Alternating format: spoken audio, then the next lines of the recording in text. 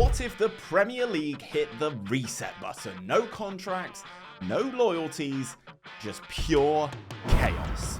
I went into the Football Manager pre-game editor and released every single Premier League player from their contracts. So there's no Haaland at City, no Salah at Liverpool, and no Bukayo Saka at Arsenal.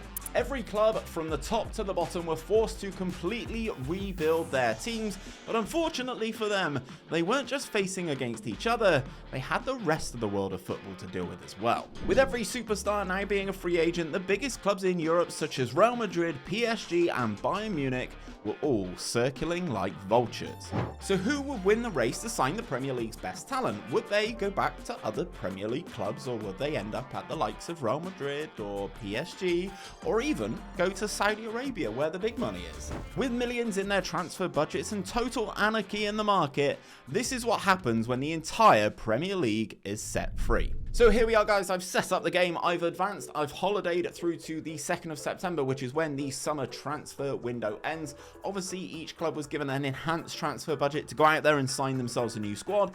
And just off this screen from loading the game up, you can already see some of the differences that we have. Nathan Ake has agreed to move to Manchester United. United have also got Kulusevski as well. You can see in the Bundesliga, Gakpo has gone to Bayern Munich, Luke Shaw going to Liverpool. We are going to actually, first and foremost, dive straight into the Premier League, because we would have already had a couple of games of the season. Manchester City are top, Aston Villa, Brentford doing really well up in 3rd. What we're going to do, guys, is we're going to go through alphabetically. We're going to take a look at each team. We're going to have a look at their tactic, and we're going to see how they've been able to rebuild. But even just on this page, Bukayo Saka at Chelsea, Garnacho at Newcastle are crazy, Jack Grealish at Liverpool. Let's not beat around the bush. Let's just find Arsenal, who are down in 17th after their 3 games. That's not very good. Oh, Arsenal, you've not done well, have you? Arsenal have not done well. They've bought Kevin Malcuit. Who have they signed on free transfers? Enzo Fernandez is here. That's good. Jefferson Lerma, Anthony, Eze.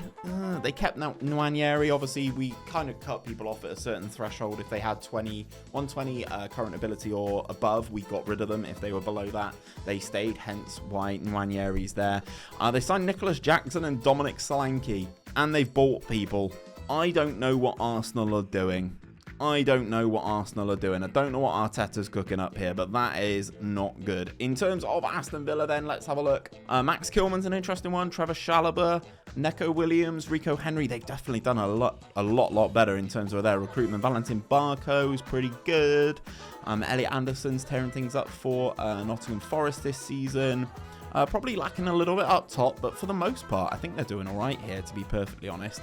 If we have a look at what they've done, as you can see, they've got lots of signings here, and obviously they've signed Pena on loan from Barcelona as well, as you do. Villa definitely doing a better job of it here in terms of their recruitment. That team is much better than what Arsenal will be able to put out.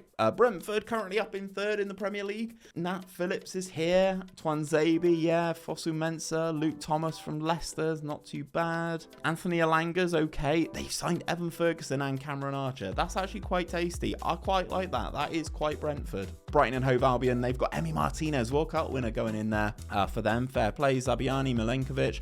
Pretty good side. Nathan Patterson so far. Yeah, Milos Kerkez from Bournemouth. Good signing there. Jarrod Bowen is an interesting one. Anthony Gordon. Okay, Brighton, I see what you're doing. Chelsea, obviously, Chelsea love signing a player, don't they? They've not done too well in this one by looking at this. Sandro Tonali, Bukayo Saka.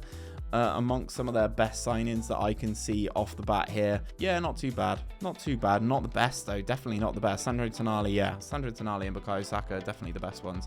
Crystal Palace, who have they signed? Nobody.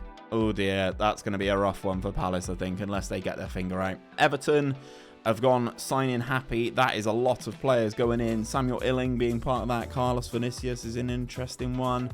But again, no real big hitters. Sepp van der Berg going across Liverpool's an interesting one as well. Now we get into some of the bigger boys in a second. Here's what Fulham have done. Again, not really great. I'm not expecting good things from Fulham. Kemar Roof, the fact that he's there, sub-ideal for them. Ipswich Town again, full rebuild of their squad. Carvalho's good, Aït-Nouri's good. Amadou Onana going to Ipswich is to be honest, it's quite a huge signing. I think Fabio Silva's another interesting one. I actually reckon they're going to stay up. You know, guys. We've got Leicester City here. They've done all right in terms of their signings. Adam Wharton's okay, nothing too major. Let's get into the big boys then. Liverpool, who is signed for Liverpool? As you can see, lots of players at Liverpool. Liam Delap, okay. Chris Wood, probably a backup striker for them. Cole Palmer at Liverpool. Smith Rowe, Eric Dyer, Tyrone Mings. Jack Grealish, Bruno Guimaraes is an interesting one. And Nkunku, Luke Shaw, Robert Sanchez, William Saliba, and Josko Gvardiol. This team is good.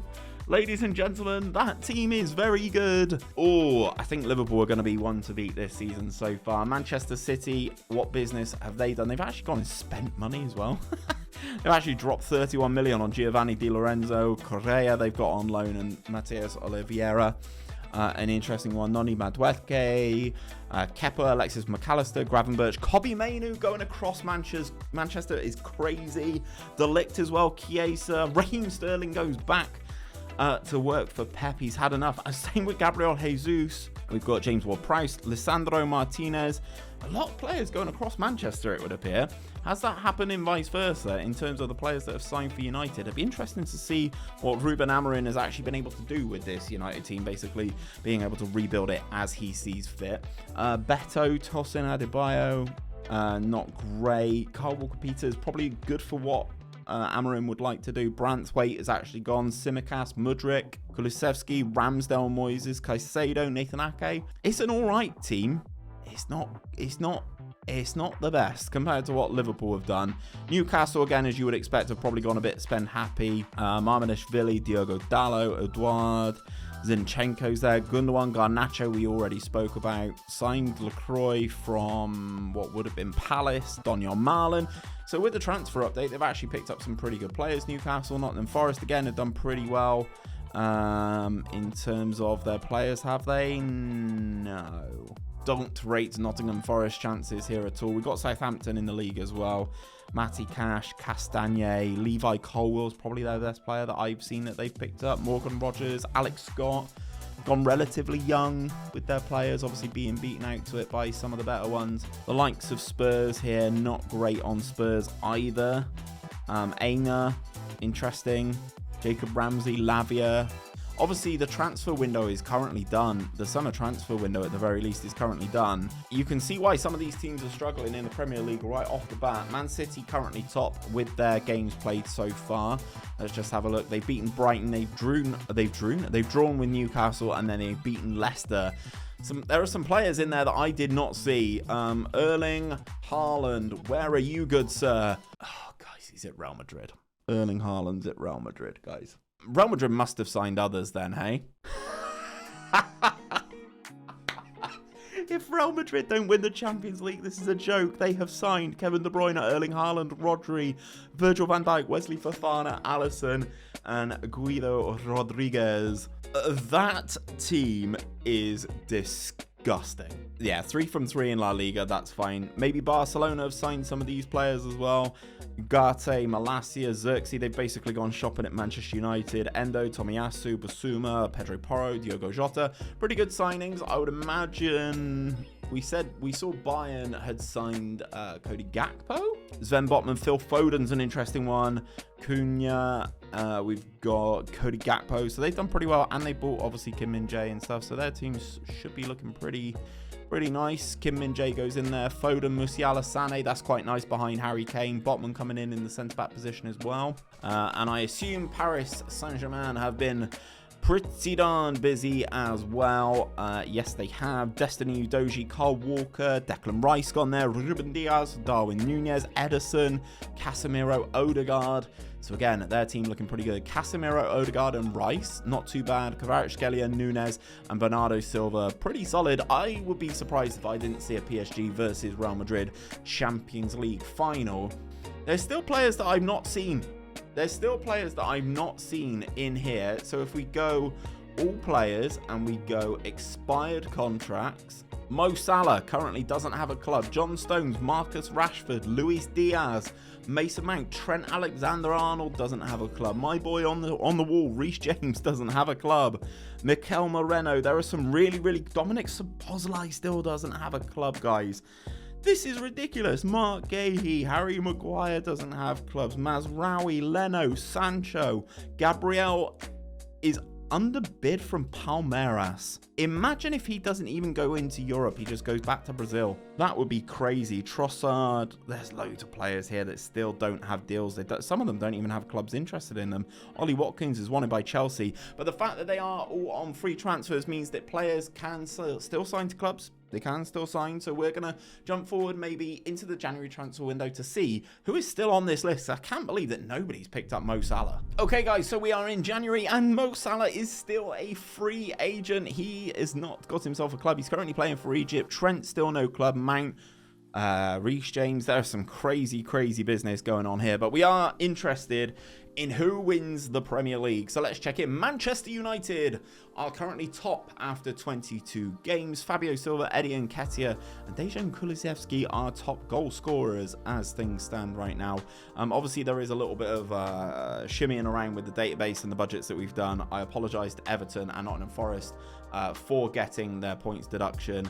I think it's going to be a rip for Nottingham Forest. I think they are cooked here. It's a mixture of a couple of different database files, so I do apologise there, guys. But very interesting to see. Raheem Sterling seems back at home at Manchester City. 6th player of the match is there. Tonali doing very well for Chelsea and the like. If we go and have a look, Real Madrid currently unbeaten in La Liga with Erling Haaland. 21 goals for him. Not a surprise there. Rodri with 12 assists. If we go into the Bundesliga, Bayern Munich, top of the league there, no surprises, pretty clear there. Serie A, we didn't actually notice anybody massively go into Serie A, but Nicholas Füllkrug, second top goal scorer there in Serie A for AC Milan after his move there. And as you would expect, PSG ticking over there. Because we're at the 1st of February and the transfer window's over, there's not actually a Champions League or anything to look at just yet. So what we're going to do, guys, we're going to jump forward to the end of the season now to see who wins the Premier League with everybody released. Okay, guys, so we are here, end of the season, and Manchester City are champions. Who's surprised? I am, actually. I thought Liverpool's squad was the best. Gabriel Jesus gets the golden boot alongside Beto and Eddie Nketiah. Newcastle finished themselves in second, just 1 point adrift. Newcastle, Manchester United, Liverpool round off the top 4. Chelsea, Aston Villa, Arsenal doing the business there. Tottenham down in 10th, not great for them. Forest, Palace, and Bournemouth all relegated. Very interesting there to see some of the players that have been picked up. Shout out Raheem Sterling, who obviously can only play for Pep Guardiola and can't play for anybody else. In La Liga, how did the Real Madrid super team get on? Yeah, that's what I thought. They dropped 4 points all season, guys. They drew twice. They won 36 of their other games. Erling Haaland, top goal scorer. Jude Bellingham, highest average rating. Rodri, most assists, followed by Jude Bellingham. That team is absolutely disgusting. We will get on to the Champions League in a sec, but Barcelona comes second. No surprises there. In the Bundesliga, Bayern win the league. Again, no huge shocks there. Seems like Phil Foden adapted to life in the Bundesliga pretty nicely. Highest on average rating, highest on number of assists, highest on number of player of the match awards as well. So shout out to him tearing it up over in Germany. No real changes here in terms of Italy. Inter dominate the league, and I would expect the same in France. PSG are clear favourites. Yes, they are. So just out of curiosity, guys, Champions League holders Real Madrid, they did it. They beat Bayern Munich in that final 3-2. Bayern Munich, not the team that I expected to get here. Real Madrid, very much the team I did expect to get here. De Bruyne, Vinicius, and then an Mbappe penalty in extra time gets the job done. But when you look at the subs, that Madrid were able to bring on in this game, they brought off the substitutes bench Wesley Fofana, Federico Valverde, Kylian Mbappe, Ferland Mendy, and Guido Rodriguez. They didn't even touch Tchouaméni, Inacio, who they've obviously bought. Like, this is ridiculous, the level of this team. And as you would expect, they should have definitely won the game. Bayern scoring 2 goals from 3 shots on target. I think we've all been there, haven't we? Obviously, there are still players who are completely free transfers. Mo Salah is now currently wanted.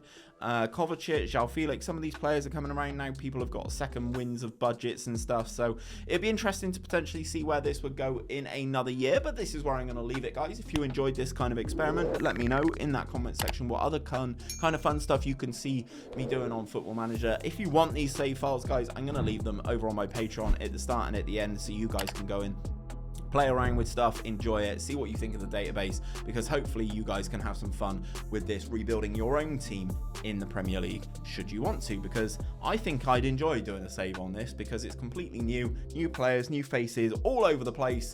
Let me know what you think.